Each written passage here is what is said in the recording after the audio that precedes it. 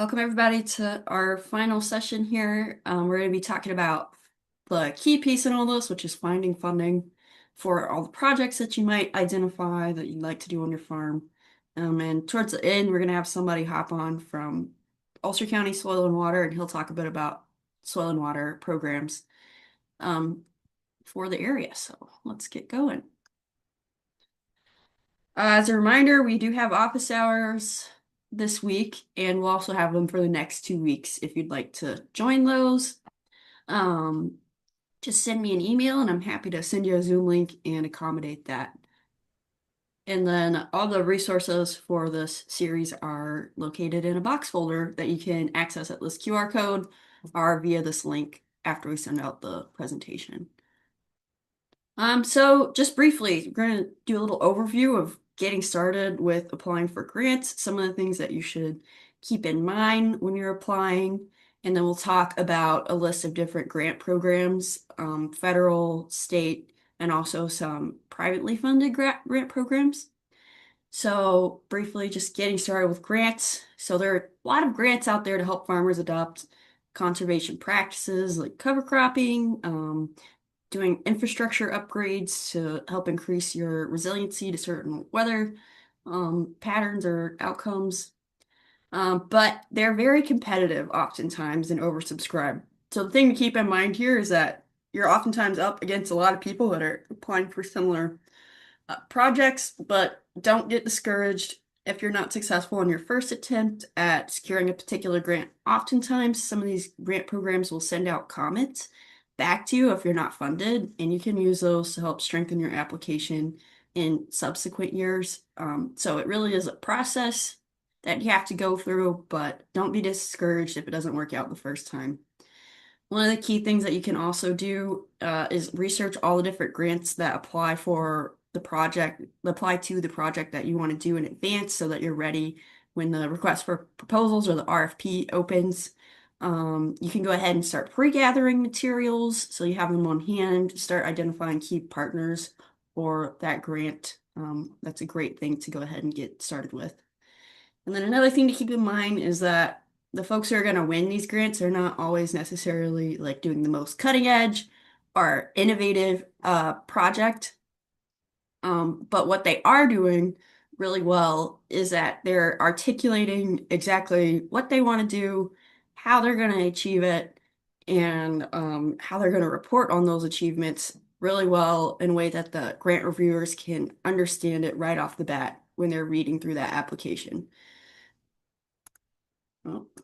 So one thing to do right off the bat is to have good baseline data for your farm. Like we were discussing before, you can use some of those mapping tools that we talked about last week to go ahead and build a map that can link in data on adverse weather events that you might have, rotation patterns for your fields, all those things. So funders want to know where you're starting from and how their program can help you get where you need to be. So some of the things that you might think about for baselining are having soil health data online. That can either be just a basic agronomic test that you can get for like around 18 or so dollars from various testing labs in the Northeast and across the country, or it can be something a bit more specific, like a cash soil health test. Cash test is a analysis of soil health. It's a test offered by Cornell's Soil Health Testing Lab that measures a lot more than just the basic agronomic traits of your soil. If you're thinking that in the future you might want to do a project to increase soil carbon or look at the response of microbes in the soil to a certain treatment, it's a really good idea to have those cash test baseline results on hand. Other really relevant baselining metrics are different farm records that you might have. So that can be yield data, input costs, how much water you're using, what your energy is costing. They all tell a story of how your farm's currently operating, and then that'll be used to help demonstrate impact later or help you talk about what you think the impact will be. So, for example, if you already know that, okay, every time I irrigate, I'm using X amount of gallons of water, and I want to apply for a solar driven drip irrigation system or something like that. I can estimate that based off of whatever some study that you find that you'll save X amount of gallons of water every time you irrigate. Um, so being able to explicitly say what that differential is really will strengthen your application. Another thing, having documentation of your climate risk. So that plays into what Kitty was talking about last week when we are pulling in our climate data, historical climate data, and we're talking about what we have been experiencing in the recent past, what we can project to see in the future. And then if you have a catastrophic event or a chronic issue on your farm, it's always great to take a lot of pictures of that issue and have that on hand. You can include it in the supplemental materials of your application sometimes, and just having that visual um, piece of the application can really help the reviewer to understand what exactly uh, the problem that you're facing is and how the money will help you to fix that issue. Once again, having maps and acreage data on hand, always helpful. Maps are really helpful to grant reviewers to help them better understand your farm context. When I'm reviewing, I really do appreciate a great farm map that helps me to orient myself to what's going on your operation. And then if you're applying for a specific program, let's say you want to get funding to put in a pond, an irrigation pond, if you're able to map that out and put directly where that is on your farm so I can visually see that. It's always really helpful. And then last thing, knowing your conservation plan status or having one on hand, that can either be something like something that Soil and Water does for you through the Agricultural Environmental Management Program or AIM program, and that's something that Jake will talk about later on today. Or that can be a climate adaptation plan that you develop as part of this program that we can help you out with.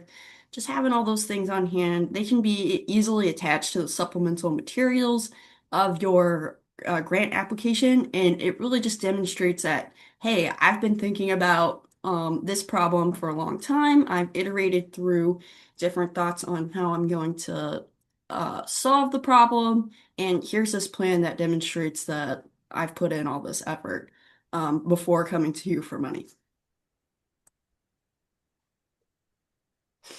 Next, really important thing is to build a network out. That's really gonna strengthen any proposal that you might have. So strong proposals oftentimes involve multiple partners, so you're not just completing a project in isolation.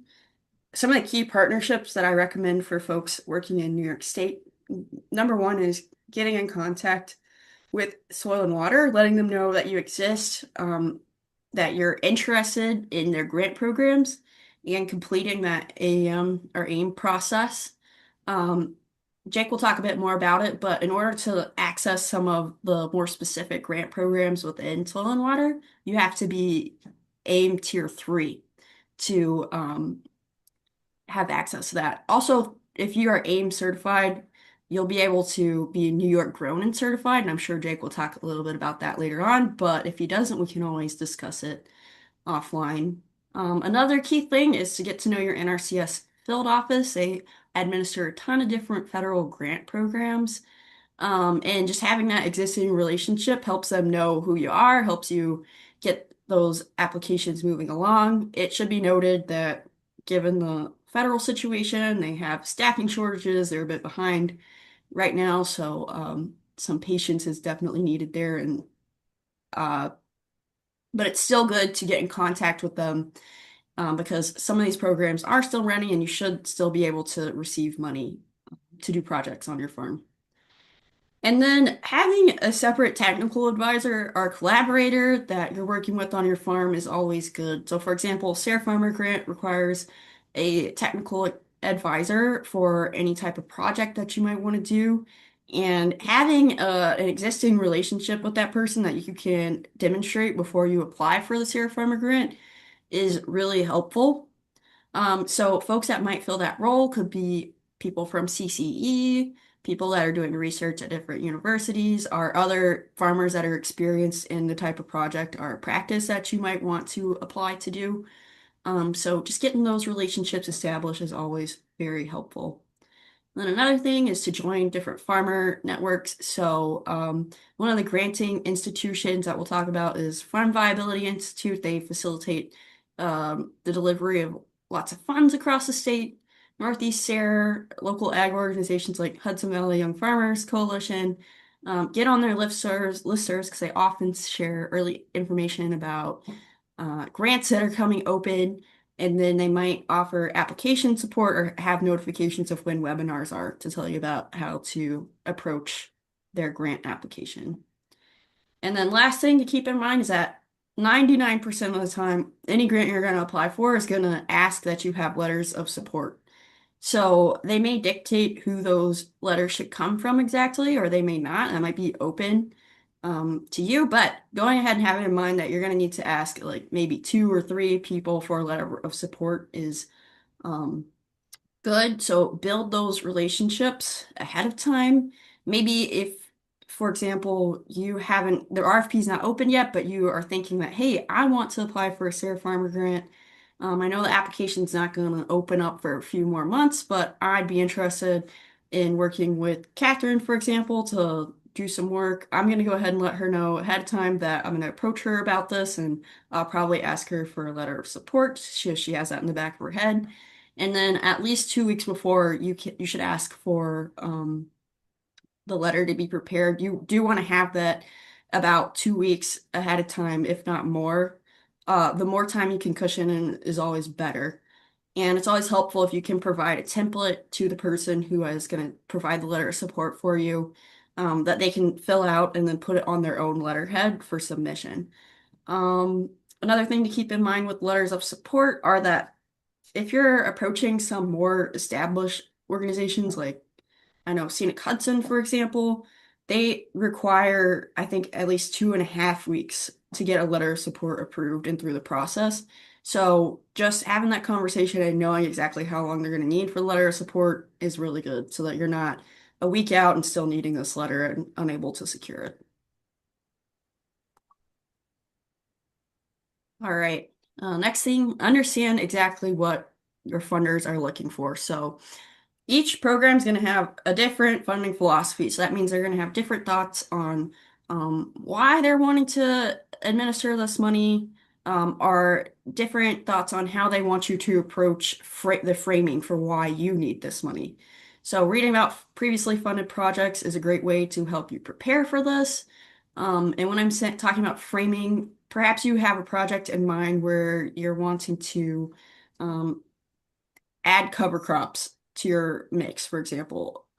Depending on the funding uh, agency that you're approaching, you might frame the need for cover crops as a strategy to reduce runoff of agricultural pollutants like nitrogen, for example, or if it's somebody that's a granting institution that's interested in carbon or soil carbon, for example, you might frame it as a need to increase soil carbon on your farm. So understanding where they're coming from and then adapting your application to kind of meet that need is going to really bump your project up. So understand the funder's priorities, read about those, tailor your language.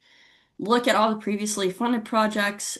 Sarah has a really great project database, so you can look through all the projects that they've ever funded and read the reports that they've generated from those projects to help you understand better why this project was successful, why it was funded, and then you can take some of that away and add that into your own application. Very key to attend informational webinars if they're offering them. It's a great opportunity to directly ask questions of the granting organizations. And they do often talk about in those Q&A sessions, they'll talk about like what might be a common mistake that folks make when they're applying for this grant program or what they're really looking for or not really looking for in a way that they might not outline directly in the RFP. So being in those sessions is always super helpful. Another key thing to keep in mind is that you need to understand if the grant is reimbursed or if it provides upfront funding. So, a lot of state federal grants are reimbursement based. So that means that you have to be able to take on the financial burden of completing the project, and then you can get reimbursed with whatever receipts you generated, usually on a quarterly basis. But that can be quite a struggle because some of these projects can be very expensive and you might not have that cash on hand. We'll talk a little bit later, but some of these projects have built-in mechanism where Farm Credit East or some other organization might be offering a low or no interest loan to help you deal with this reimbursement issue. But it's just one thing to have in mind when you're thinking about applying for grants, so that could happen. Another thing is that some programs will have a cost share match, so that could be 5, 25, 50%. But know that ahead of time and think about how you're going to meet it. A great thing is that a few of these programs that we're going to talk about allow you to use your labor as a match instead of using a monetary match, which is great, but just know that that could happen and be financially prepared. And then last tip here, be prepared to back up your claims with facts. So doing a literature review and using that to help support what you think the impact of implementing a practice will be goes a long way. So for example, you have baselined and understand that the organic matter in your high tunnel is 4%. And then you found the study that talks about building organic matter in high tunnels. And you say that according to whatever the study is, we can expect that by implementing cover cropping in the high tunnel, we can increase our organic matter by 2 to 3% in 3 years. So that's telling the grant reviewer exactly what your organic matter is currently in your high tunnel. It's telling them that you can, it's been proven through some research, peer-reviewed research, that you could expect to see that number increase 2 to 3%. You give a timeline for how long that's going to take, and you've laid that all very clearly, and they can have some confidence in the fact that implementing this practice and giving you this money is going to have a real benefit to your farm. Some other things to think about doing as part of your grant application or before are, for example, conducting a SWOT analysis. So SWOT stands for strengths, weaknesses, opportunities, and threats, and it helps you identify exactly why your project is compelling and where the vulnerabilities on your farm are. So, strengths, what does your farm do well? What existing practices are you doing that give you a head start? So, are you already cover cropping? You already have good soil data. Do you have good market relationships? Then weaknesses, where are the gaps at? Do you have limited equipment? Are you unsure of your land tenure? Um, have you not administered a grant before on your farm? And then opportunities. Some things you could think about are what climate risk or market gaps could your project address? What practices are you curious about but haven't tried? And then threats, what external factors could derail your project, weather, labor ability, supply availability, supply chain issues, etc. So one thing to keep in mind here is that reviewers want to see that you understand your own challenges, and that you are coming to this from a place of honesty and full understanding of what all the outcomes could be. So, SWOT analysis helps you to frame your project with that self-awareness built in. It's always great to see some introspection in a grant application and understanding of what the limitations are versus just putting out a everything will go fine and dandy cheery picture. It's really nice to see when people have built-in thinking on some of the things that could go sideways and how they're going to get around those issues. Another thing, and this is a requirement for some grant programs, like I believe the New and Beginning grant program actually requires you to do this as part of your application process, but one thing you can do is set SMART goals. So a SMART goal is specific, measurable, achievable, relevant, and time bound. So this really helps you to punch through and write a really clear goal for what exactly you're hoping to achieve on your farm with this grant. And you can use this to um, help with your grant reporting at the end, and it also helps funders report on the impact of their dollars more easily. So that's very appealing to folks. So specific, you'll talk exactly about what you're going to do. You're not just going to say, I want to improve soil health on my farm. You're going to specifically say, I'd like to implement cover cropping on 50 acres of my row crop ground, for example.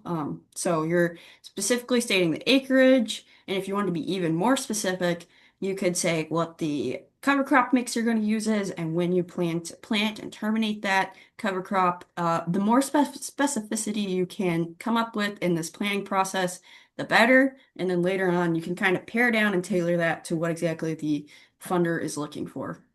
Measurable. That means you're identifying indicators that you will track. So, for example, if you're going to implement cover crops, you might say you're going to track soil organic matter percentage over X amount of years. You might talk about water infiltration rates, reduce cost of inputs, yield data, etc. Anything that you can think of that's going to relate back to the project and keeping in mind what the goals of the funder are. Achievable means you're being realistic about what you can accomplish within the time given by the grant, and also thinking about what is really achievable for you given your farm's resources. So that can include, do you have adequate labor to facilitate this project? Do you have adequate equipment? Thing to keep in mind, always better to underpromise and overdeliver, especially if you're wanting to apply for future grants with the same granting organization. Uh, yeah, always good to put your best foot forward there. Relevant, so you want to tie your goals directly to the funder's priorities.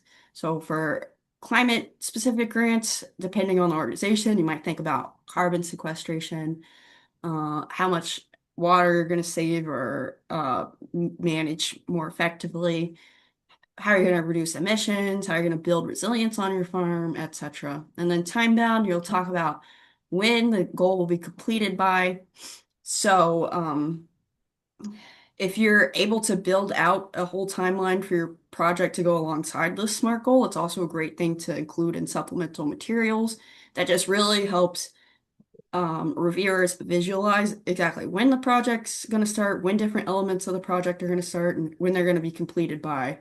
Um, so, uh, yeah, definitely think about time here when you're doing this. So, an example SMART goal would be by the end of year two, I will have implemented rotational grazing on 75 acres and reduced bare soil exposure by 40% as measured by quarterly photo monitoring and measurements using the line point intercept method, which are all things you can identify through literature review or by talking and working with some of your CCE partners or fellow farmer partners. And you can also go through and back all these things up with peer-reviewed research.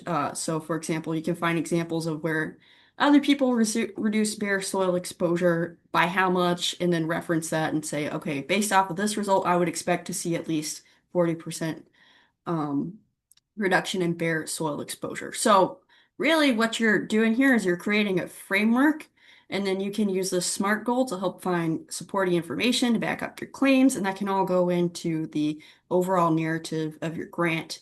Or oftentimes there'll be a portion where you can provide some literature review or talk about previously completed projects. So this really just helps create a framework for success. Then we're all about tools here, so we can't unfortunately avoid the usefulness of AI in some of these situations. So, for example, if you're using Claude, it has the ability to kind of create a quiz for you. If you tell it you want to write a SMART goal for your farm, you tell it what grant you want to apply for, and kind of what you're thinking about the project being on, it'll create a questionnaire on how you might approach this SMART goal and walk you through that, and then help it at the end, it'll spit out some information that might get you going in the planning or application process.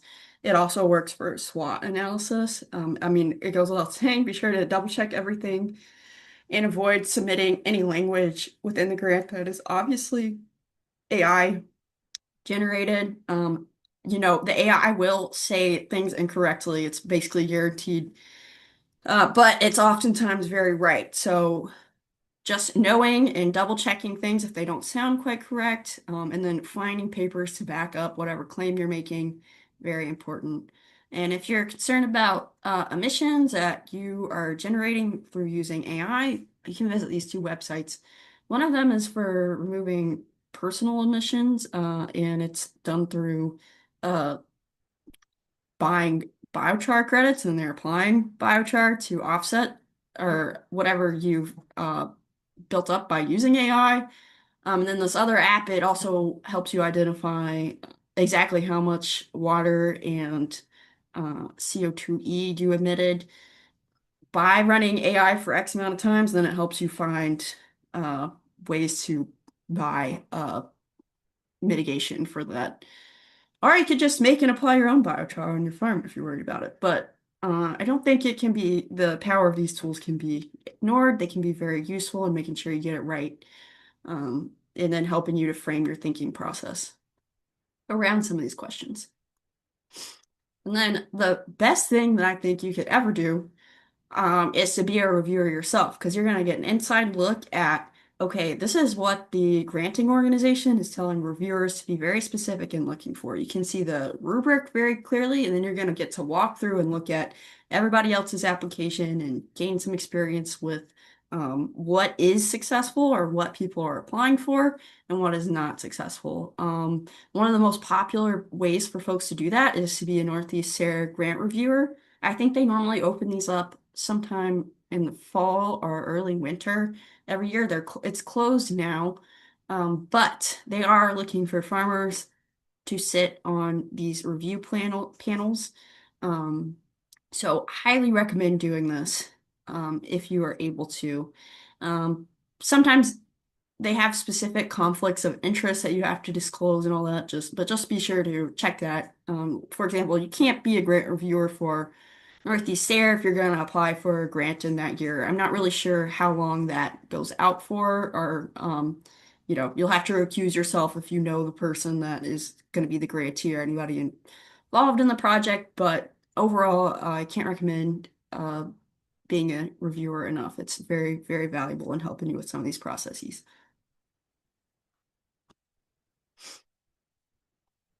So, really quickly, we're going to talk very briefly about state programs since Jake's coming on at the end to talk a little bit more about soil and water specific programs. He's going to talk probably about these, so I'm not going to go into depth on this, but when you get the slides, you can learn more at the link here. Um, One thing I will say is that maybe Jake will talk a bit about CRF. But this track for agricultural forest management, if you're somebody that's interested in getting trees on your farm, this is a great way to do that. And this portion of climate resilient farming has been very undersubscribed for the past 2 years. They're not, I mean, I think they have like $2.5 million set out for this portion of the climate resilient farming program, and they get like about $800,000 worth of applications in any given year. So if you're interested in trees on farm, get in contact with Soil and Water and tell them, hey, I want to plant trees in X place. I heard about the agricultural forest management track for climate resilient farming. How can I work with you to get an application in for this money when it comes up next year? Um, and you can find more information on previously funded projects here. So other state programs. And I'm going into depth on various programs that are not specifically climate related because oftentimes the practices that they will fund can be very easily related back to climate. Or they're very broad, or maybe they allow you to do infrastructure improvements that are going to increase energy efficiency, or infrastructure improvements that are going to reduce your exposure to certain climate risks. So beginning farmer grant program. This is for folks that have been farming in business for 10 or fewer years. It covers all sorts of different things. You can follow this link here. Round two is currently in development, and that is administered by the New York Farm Viability Institute. Um, and then we have the socially and economically disadvantaged farmer grant program slash land project, which is administered by the Northeast Farmers of Color. You can get up to 250K for folks who face barriers due to discrimination or lack of access to capital. That round two is also in development. You can learn more about it at the link here. And then farmland protection implementation grants. So this funds conservation easements on your farm to protect the farmland from development. And that round is currently open. So I just want to briefly say something about conservation easements on your farm. So if you're unfamiliar with a conservation easement, if you're a landowner, um, a land trust, you can work with a land trust like Scenic Hudson is an example of a land trust. Um, there's Columbia Land Trust for Columbia County. Different counties or different watersheds might have certain land trusts, but how it works is that land trust purchases the development rights for your land and then holds the right to those development rights, basically. And when they do this transaction with you, they pay you the difference between the appraised value of your land if it were to still have the development rights attached, and what the land is appraised at if it does not have those specific development rights attached any longer. So this is great if you know you would like for your land to stay as a farm for future generations, and maybe you're needing to generate some capital to do projects or improvements on your farm. But there are all sorts of different land trusts in New York State and throughout the Hudson Valley. You can get in contact with them if you're interested in working with them to see if you can sell your easement to them or buy an easement with them. So this is the state program that helps facilitate that. There are also federal programs, but oftentimes you're not going to apply for this yourself. You're going to work with the land trust to get this put on your farm. Okay, a few more state programs. We have the Farmers Market Resiliency Grant Program. So that's 20 to 50K. And I believe one of the things that you can apply for through this are, for example, EVs, like if you want to get an EV van or something to improve efficiencies for delivery. And then there's a food and fiber grant processing program, which is open now. I included this just in case you're not aware or interested. You can learn more about it at the link here, but it's really more so focused on building food and fiber processing capacity. But if that's something you're interested in, you can learn more at this link. All right, federal programs. So most of the federal programs that are going to apply to us are administered through the NRCS or the Natural Resources Conservation Service. At the end of this, um, I'll make sure you have access to a fact sheet that we have on identifying and receiving funding for your farm. But there's a link on there that helps you find the contact information for your NRCS point person for wherever your farm's located. Um, but these are for the most popular programs that they administer. So have Equip, which if you've ever heard about somebody getting a high tunnel, they probably did it through Equip. It covers all sorts of different practices that you might be interested in implementing on your farm. Then there's Equip CIC, that covers a few other programs. There's a conservation stewardship program, and then there's agricultural management assistance. So these programs are a little bit confusing. The best person that's going to help you navigate through them is your NRCS point person. Highly recommend making them your best friend right off the bat if you can. So when you are participating in these programs, what you're going to do is they're going to give you funding to implement different practice standards to improve the resiliency of your farm or to address certain resource concerns. And if you're curious about what those practice standards are and identifying which ones are turned on for your state, because not all practice standards are valid in every state at once, you can search through them at this website here, and then you can read a bit about what they mean by that particular practice standard, and then how they recommend that it's implemented as part of this program. So it's really good to do some pre-research. And then one thing to keep in mind is that all these practice standards are integrated with Comet Planner and Comet Farm, to help you estimate what your emissions reductions might be if you're interested in implementing cover cropping, for example, or if you're going to put in some trees somewhere on your farm. And now we're going to talk about SARE, which I didn't put what it stands for on here, but Northeast. So SARE is like Sustainable Agricultural Research and Education. And it's a USDA funded competitive grants program that supports sustainable ag research and education across 13 different um, Northeast states. For Northeast SARE, that includes New York, but there's SARE nationwide, but the folks that we deal with are Northeast SARE. It's done a ton of investment on farms, help improve their sustainability and profitability since it was founded. There are 7 different grant programs that it funds, and we're going to talk about 6 of them really quickly. We're not going to talk about the funding for graduate students, but we'll talk about everything else. And the best thing about this program is that it really centers farmers. So it either centers farmers as doing the experiments themselves, or it makes it very clear to research institutions that might be applying to these programs that, hey, farmers are your number one audience. You really need to make sure that the results that you generate are very applicable to their needs and struggles and responsive to the issues that they might face, um, and that the research is extremely applied. So, first thing first is the Sarah Farmer Grant program. So it's aimed at commercial farmers. You can read a bit more about it here, but typically awards range from $5,000 to $30,000.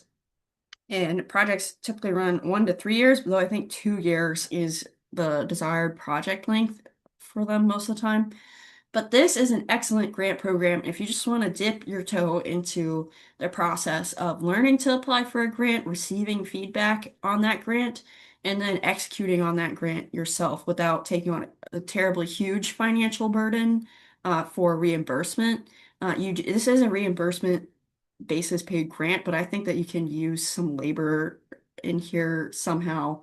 There's some things you can get around, but recommend reaching out to the administrator of this program for a bit more information there. But this is great if you just want to learn how to go through the motions of applying for a grant, receiving the grant, administering the grant, and if you have a project in mind that's gonna cost within these ranges, um, yeah, highly recommend it. But you should have a research question in mind that is maybe a little bit novel.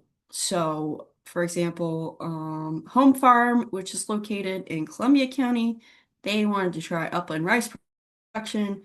So they wrote in for this grant and they were awarded an amount to execute on that grant. And now they're seeing if rice production is viable or not. I think some other folks in the area have gotten grants to like look at improving the efficiencies of carrot production, for example. But you can go through all these grants on your own in that portal I talked about earlier and read about what they were funded for and how much money they got, all those good things. So really love this program. Really recommend applying for it if you're interested, and please reach out. You'll need to work with a technical advisor on this grant program, but that can be anybody that has some expertise in the project that you're interested in running. Then there's a Sarah Partnership Grant Program. So that's for ag professionals and commercial farmers who are going to work jointly on a project. So in the farmer grant program, it's really the farmer is taking the lead. They're making sure that all the goals of the project are met. They're doing the reporting. They have the financial burden of obtaining the reimbursement, but in a partnership grant, it's a bit more 50-50 between whoever your ag advisor is and the farmer. So, another thing here to keep in mind is that the partner, so the ag professional partner, their organization can oftentimes be the physical sponsor, so that might help you get around some of the issues related to needing reimbursement. But yeah, if you have a specific project in mind and you're already working closely with someone, you should say, hey, maybe I'm interested in applying for a partnership grant with you. One thing to keep in mind though is sometimes for private organizations or even universities, for example, they have to have a certain indirect cost on the grant. So that's just an amount paid on their grant that is a certain percentage of the cost of the entire grant that goes to the organization for costs associated with administering grants. So that would be like for personnel that help calculate budgets, for the lights in the office, that sort of stuff. And oftentimes, those organizations have a minimum indirect that they require of a grant. And for SARE, for example, for Cornell, the indirect cost is below what we're allowed to accept. So unless they have a very innovative way of getting around the indirect or they have money on hand to cover the difference, sometimes they won't be able to enter into this type of process with you, but that doesn't mean that they can't help link you to somebody that might be able to facilitate this project. But don't be upset or discouraged if someone says no because of indirects. Then we have the Research and Education Grant Program. I'm including this on here because it's not typically something that farmers apply to. It's something that universities or nonprofits apply for. And this is a bit of a bigger award, but all of the proposals and projects have to be highly tailored to and responsive to farmer needs. And they might bring farmers on to sit on a board that helps advise what the project will be about or how they will approach the project. But it's just something to be aware of, not necessarily something that you might be thinking about applying for yourself. And we have Research for Novel Approaches grant program. That's the same situation there, where it's usually nonprofits or universities going for these dollars. But it is a SARE grant program, but it's very responsive to farm needs. Professional Development Grant Program also usually goes to nonprofits or service or other ag service providers.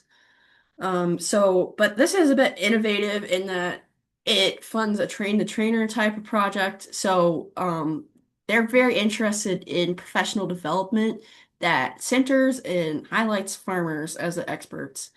And this program is actually run by somebody that lives in Greene County, Katie Campbell Nelson. She's an excellent contact if you're interested in any type of SARE program, but in particular, if you are part of an organization that might be interested in applying for PDP or something along those lines, definitely get into contact with her. She'll help point you in the right direction, but she directly facilitates this program.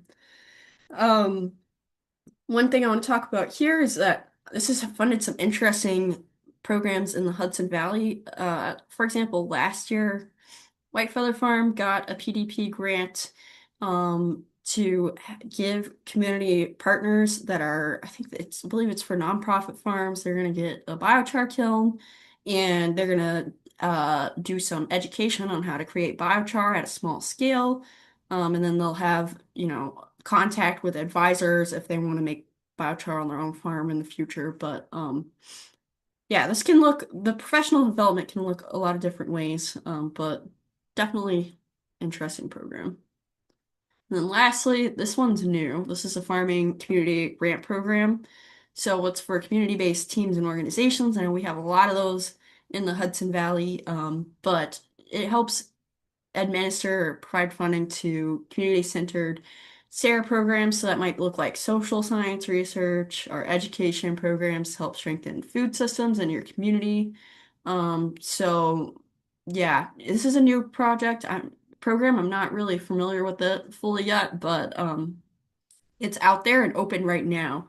This is something that you or your organization might be interested in. So continuing on with federal funding, we're going to talk about something you might have heard of in the past, which is the Partnerships for Climate Smart Commodities, which was canceled, unfortunately. But you can still visit this legacy site to learn about what the projects were supposed to look like, um, and all those things. So you might have heard that this program was rebranded, and it was partially rebranded. So not all the projects were able to be imported over to the new system, to this new program name or whatever. But you can look at what some of the changes were at the link here on your own time. And you can look at an example program that's running right now, which is to provide funds for landowners who are interested in reforestation. Um, there were a lot of these programs funded in our region, but I'm not really sure how many of them are still open are operating because they set this up in a way that folks who were awarded the Partnership for Climate Smart Commodities had to have spent a certain amount of money directly to farmers by the time they decided to cancel the program, and not everybody could meet that threshold. So it's a little spotty on which ones still exist, but it doesn't hurt to check it out and see what might still be out there. This is what the portal used to look like to explore the projects that were funded in your state. I think this website's still working. So you could go through in theory and see what the funded projects were, who the sponsor was, and then get in contact with them and see if they're still planning to administer that program. But be aware that I would say like maybe like, I don't know, 2 out of 10 might still be qualifying for completing their projects as planned. But it's just one thing to know. It's something you might have heard about, and a lot of changes happened there. Okay, other programs. So for Ulster County specifically, you might have already heard about this. Last year, they had the Farm Viability and Sustainability Grant Program, which ended up funding, I believe it was 8 farms to implement practices or energy efficiency upgrades on their farm. I'm not sure that this is going to happen again necessarily. But I think it was very oversubscribed, so they had way more applications for funds than they were able to distribute. So that would say to me that potentially they understand there's a big need for this type of funding, and maybe they're going to think about trying to procure more dollars to give out in the future, but I haven't heard that they're gonna do that. For those of you who live in Ulster County, you might be familiar with Deborah Dewan. She is the person that was responsible for administrating this program in the past. You could always reach out to her to see if they're planning on doing it again. And then a few other sources you might think about: Watershed Ag Council does these economic viability micro grants, so it's up to $5,000. If you're within a certain bounds of the west of Hudson watershed, so this is very specific to certain folks, but you can use that money for a variety of different needs. Then, if you're somebody that's a dairy producer, you can get in contact with Northeast Dairy Business Innovation Center. They have this website where they list all sorts of grants that are up that are specifically for dairy and they refresh that frequently. And then Farm Credit East has the Ag Enhancement Grant Program. Um, I think this is rolling applications. I'm not entirely sure, but you can learn more about it at the link here. And then some specific resources that are for disadvantaged communities. Soulfire Farm has a Braiding Seeds Fellowship. It's a really great program. Provides $50,000 stipend to beginning Black, Indigenous, and other farmers of color in the Northeast. Um, and I think that this application opens in late summer. So they've had a few cohorts come through here, and they do a really good job of making sure to provide assistance to the grantee or the fellows through this project. Then Sky High Farm, which is a farm located in Columbia County, they have a micro grant program that's open that can fund up to, I believe, yeah, $30,000. You can learn a bit more about it here. That program just closed last month. So know that that's on the docket every year, usually with applications closing in January. And then we have the Black Farmers Fund. Um, they provide funding to folks who might need emergency or rapid responses. You can find that information at the link here. And then few final other sources. So there are a lot of developing carbon markets out there still, even given the situation. The reason for that is that the European markets still are very interested in having corporations offset their emissions. And so producers who are selling into European markets are working with corporations who sell into European markets still need to think about are implementing some of these practices to reduce emissions. For companies like Pepsi, for example, they're very interested in carbon removals because they have a lot of emissions generated from, for example, the bottling process or production of chips, because they have Frito-Lay. And farming is the best way that they can offset those emissions. um, when they're preparing these reports that are required by regulatory agencies in Europe, for example. So, an American company that is really taking the forefront of some of these programs is Indigo. They're just an example of one of many companies that are operating in the space, but you can learn a bit more about their programs centered on farmers at the link here. And then I believe it was last week, we talked a little bit about rock dust, or maybe it was 2 weeks ago. Um, if you're interested in having rock dust on your farm, um, as long as you're aware of the fullness of what that could mean, you can check out this company, which is called Lithos, and they're working to try to deliver basalt directly to farmers. And they're doing that for free, but then they're collecting a carbon credit on the back end for applying that onto your farm. But they're not necessarily paying that out to farmers, one thing to be aware of.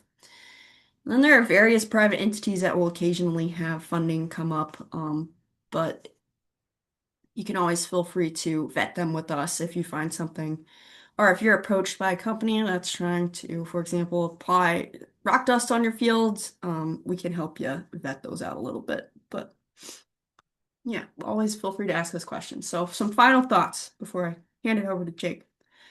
If you're applying for federal grant dollars, you need to have your farm registered with the FSA and have a farm number on hand. That's going to be like step one of things that they ask you. So if you haven't done that yet, you can look up the instructions on how to do that at the link here, but usually it just involves you go to the FSA office, they tell you what exactly they need from you to get this done, and then they just hand you over a number and you're good to go. And then Jake will probably talk a bit more about this, but programs run by Soil and Water require completing A into Tier 3. And then just hammering that home that many grants are paid on a reimbursement basis.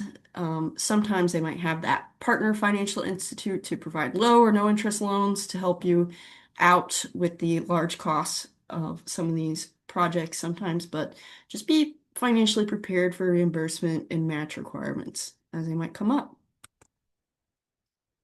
And then last but not least, having this whole farm climate resiliency plan that we can help you out with just helps you get ahead of the curve here and have all these things collected into one place. So as part of this 5 steps plan, for example, that Laura Lignick developed with Glenwood, they have SWOT analysis built into that planning process and framework. So let us know if you're interested in a whole farm climate resiliency plan. And finally, last but not least, office hours. Just email me if you want them. And with that, I'm going to turn it over to Jake. All right, Catherine, can you introduce Jake for us? And Jake, thank you for being here. I think you're still on mute though, Jake. So Jake Wiedemeyer is our director at our Ulster County Soil and Water Conservation District. So he's going to talk to us about the number of great programs they have, especially AEM that Savannah was mentioning. They also are the ones who can help you with that CRF, Climate Resilient Farming grant. We're lucky to work together and do some education on soil health on a regular basis. But there's so much going on out of that office. So thanks for joining us, Jake. And do you see a button to share, or I don't know, Savannah, do you need to make him a co-host maybe? Yeah, thank you for having me. And I'm going to see if I could share my screen. There we go. I'm sharing. So, hi, everybody. I'm Jake Wiedemeyer, and been with the Conservation District for a long time. Can everybody see my screen? Looks great, Jake. Okay. So this is going to be the same presentation that we're going to do next month, but it's the gist of what we do in terms of AEM and district programs. So we're a pretty big staff. We also have a stream management program up in Chocan, but the core staff, we focus heavily on agriculture at the Highland office. Okay. So I just got out of a state committee meeting. So the New York State Soil and Water Conservation Committee, they use environmental protection funds to help fund AEM. The beauty of AEM is like we've been doing this for 25 years and it's voluntary. you as an agricultural producer, you come to us. It's confidential. We identify resource concerns. We cannot be foiled. It is a five-tiered process. Tier one is a simple questionnaire. Tier two is worksheets evaluating resource concerns. Tier three is a full-blown conservation plan. Tier four, that's actual implementation. Tier five is evaluation. So five tiers. And so you need to have a conservation plan to qualify for cost share funding. And the good news is that funding for AEM has increased dramatically. And that just that one program that's non-competitive, there's $300,000 in implementation dollars. And I'll give you some examples of what we do. But here's a state brochure. We have them. But again, it really has evolved into a good program for farmers. And we use AEM to build relationships with our agricultural producers. And we get them to the finish line with a multitude of practices. So I don't want to go through all this here, but it's a multi-tiered approach. And again, we want to get farmers to the finish line through with implementation. We've done things like irrigation projects, drainage, cover crops, fuel storage, barnyards, a whole gamut of conservation practices. Um, and again, it is reimbursable. So what we do is we run the district like a business. So say if you get a practice done, you have all your receipts, we get the farmer, the producer reimbursed as soon as possible, as soon as we have the financial backups.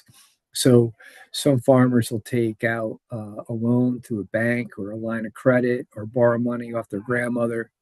Some people take a short-term loan. We're very cognizant that there's interest associated with a short-term loan. So typically when we start a practice that's expensive, we get them reimbursed within 30 days. So here's some examples of what we've done through the AEM program. So going from left to right, we've done with this past contract cycle two large rotational grazing systems. So the photo on the left is showing the fence installation. The middle photo is the new practice, the grazing system in action, and the photo on the right, it's called on-farm secondary containment. So a big resource concern with all of New York State's farms is aging fuel tanks. They tend to rust from the inside out. So AEM funds were used to fund these three practices. And we're heavily involved with climate resilient farming. Catherine and I, we've done some soil health twilight presentations. The public comes out and we showcase our soil health equipment. The photo on the left is the row mulcher in action. The photo on the right is Catherine presenting.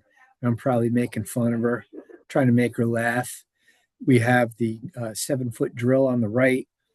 The lime spreader is in the middle. So we offer that as a low cost rental for soil health. We also have a 12-foot no-till drill. So in the spring and fall, we're all over the place. Okay. Local cover crop program. This has been a real, it's been a real hit in this county. What we found, especially when input costs are high, farmers can't afford to cover crop. We went through high inputs, low yields, low prices. So the farmers would have to, choose paying their labor over soil health practices at times. So we've been doing this since 2022. Our target is 1,000 acres per year of cover crops, and we're close to that. Sometimes weather prohibits cover crops being sowed. So that is a reimbursement. So let me just close the door. 1 second.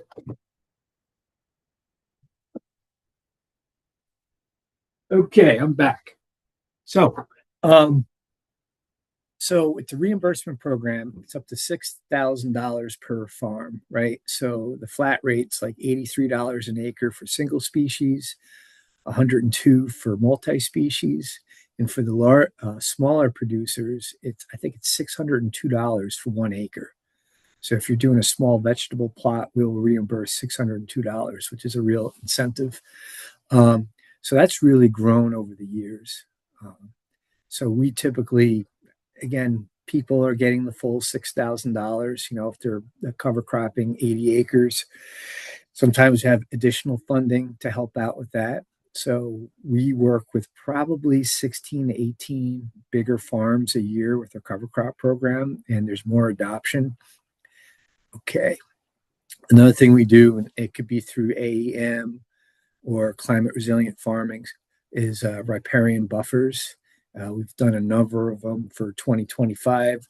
We've had a really good partnership with the Hudson River Estuary Program Trees for Tribs program and the Orange County Land Trust. So they even work up here in Ulster. So we did two larger scale projects in 2025 and more to come. So our soil health equipment, we don't have the 7-foot drill in this photo, but again, these are low cost options available to all farmers. From left to right, the left photo is the lime spreader, and that holds 6 tons. And then the photo in the middle, that's the 12-foot no-till drill, and it actually swings to road mode to transport.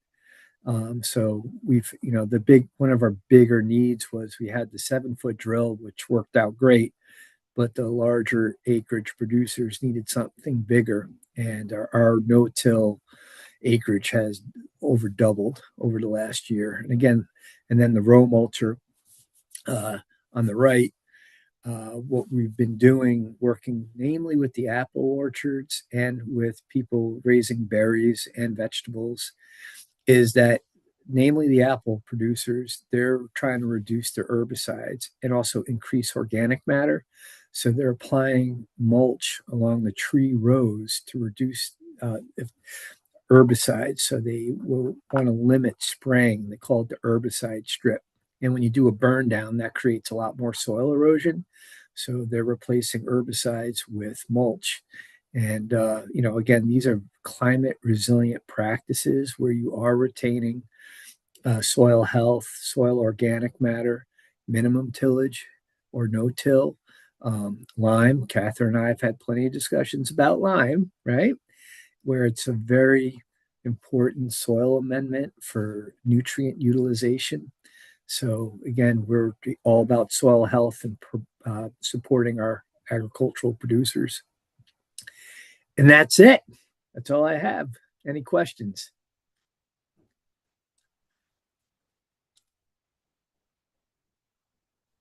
Jake, I have a question for you. Is there anything that producers should keep in mind or have on hand when they're first approaching? Like, say, for example, they don't necessarily have a relationship with you, but they've heard about climate resilient farming. They're curious about maybe getting a riparian buffer on their farm or something. Is there some things that they should have on hand when they're thinking about approaching you, or is that something that you guys iterate on together? Yeah, I mean, it's really a first come, first serve.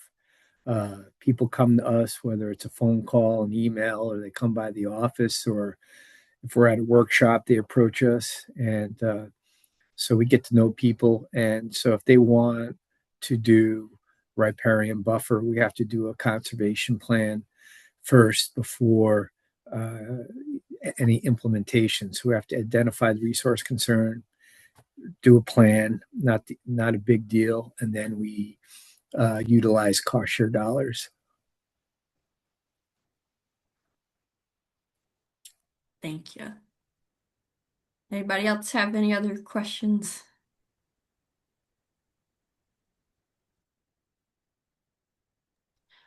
I have another question. Do you guys fund projects on nonprofit farms, or is this purely for commercial farmers? We do, Okay. nonprofit. Yep.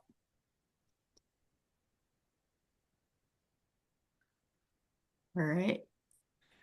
I should have put, I mean, if you Google Ulster County Soil and Water, you could find our information. I should have put the link on, but we've greatly improved our website. So just Google Ulster County Soil and Water and you'll find us. Thanks, Jake. You guys are also doing the tree and shrubs sale right now, right? Yes. Yeah, we're going to do that in April. Uh, so the I think the you can get I think the ordering is up till March 20th, I think. Awesome. Yeah, that's online as well. Great. Yeah. Do you guys do anything with Trees for Tribs, or is that a DEC thing? Yeah, that was part of the presentation. Okay. We have This was yeah, the we partnered on a bunch of projects with them, with okay. Trees for Tribs, with the Hudson River Estuary Program. Uh-huh. But we've partnered with them and the Orange County Land Trust. Great. Yeah, last year I think we did like 20, no, we did 2,800 linear feet, almost like a couple of acres of riparian plantings. And then we used our no-till drill to plant a pollinator mix on a farm field. So it was like 2,300 by 15 feet with native pollinator species. I mean, it was prone to flooding. They couldn't really farm it. So we just put it back into nature. That's cool. Great. Yet I got to another great run use for that no-till Yeah, drill. thanks, Jake. No worries. already. Yeah. Thank you, Jake. Take care. Thank you. Alrighty. All right then. Well, with that, we're gonna wrap up a little early here, I think. So, you guys have any questions, reach out. If you want office hours in the next few weeks, reach out. And then if you guys like come across a grant you want to apply for, we're always here to help you out. Get you pointed in the right direction. So, all right. Thanks everybody for coming and being part of this. We really appreciate y'all.